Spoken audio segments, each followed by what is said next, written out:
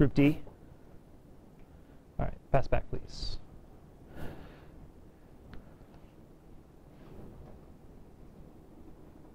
The moon lady. Oh, sorry.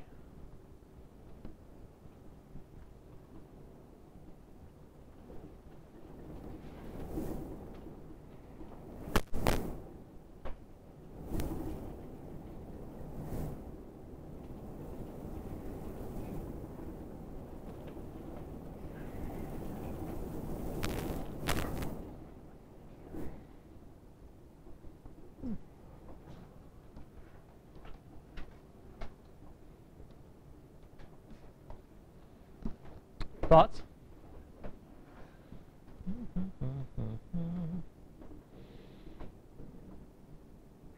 No? No thoughts? Yes.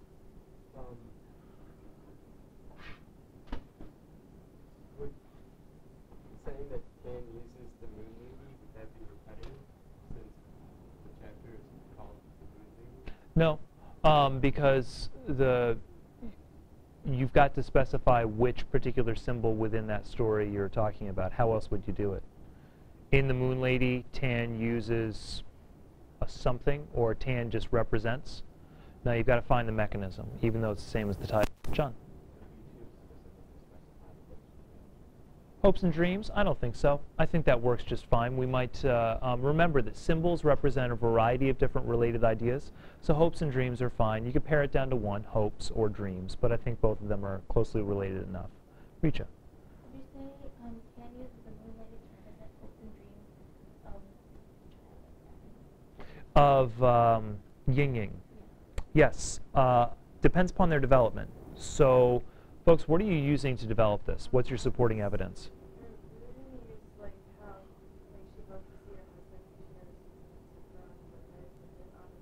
Okay, so the moon lady is hoping to see a husband, never sees the husband. Okay. And like this is how she is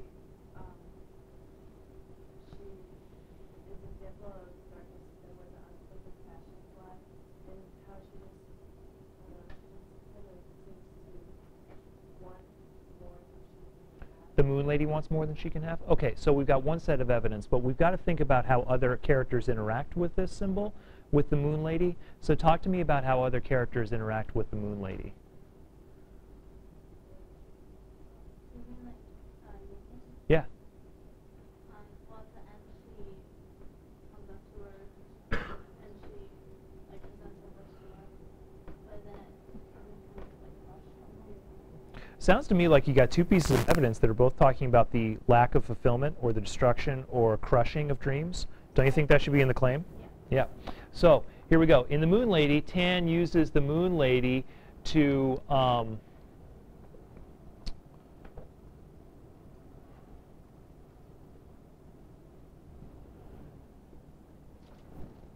show the failure of Yin Ying's childhood hopes and dreams. It's all right. Yin Ying's childhood hopes and dreams. Yep.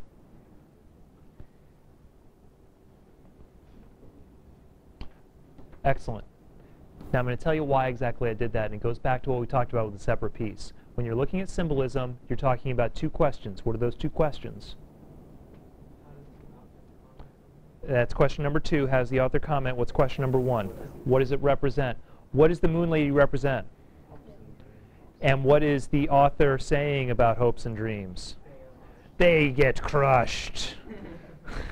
They are destroyed. Childhood is destroyed. By the way, you're going to see a lot of childhoods being destroyed through this novel. It's a recurring theme of children, especially daughters, being destroyed in a variety of ways and perpetuating that sort of destruction.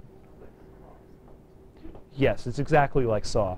Amy Tan was screenwriter on the first one. You didn't know that, right? Okay. This claim now includes both of those questions. The first claim only included the representation. What does it represent? Now I've got what it's developing, what idea she's using to develop. So Julianne and Sydney gave me information. Both of their pieces of evidence included the comment. So they've already got evidence that includes the comment. What you need to show is what the moon lady represents, and then show what Tan does with it. The moon lady represents wishes, wish fulfillment. And then what happens? Oh, guess what? Yin Ying's never able to talk to her, never able to get her attention, and then at the end finds out what? She's a man. Therefore, the moon lady does not actually exist. This woman of myth is actually a man. The feminine moon is actually a man. So, it's like the Wizard of Oz. You pull behind the curtain, you find out it's a crazy old guy. Yeah. Wait, she never finds her family then? She does. She does. But this not in the end of the story, right? The end of the story leaves her just sort of lost on purpose. Tan doesn't want you to see the reunification yet. Tan wants you to feel like she's lost, like she's been left out. Very quickly, where is group H? Okay. Let's see what we can do. Keyboard, please. See how fast we can do this.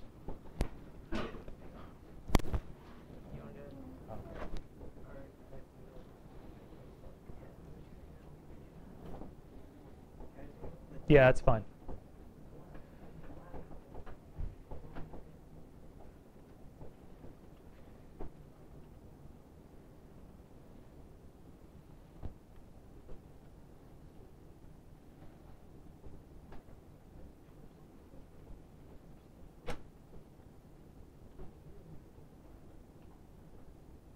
Ooh.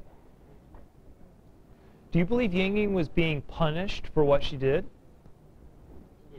Yeah?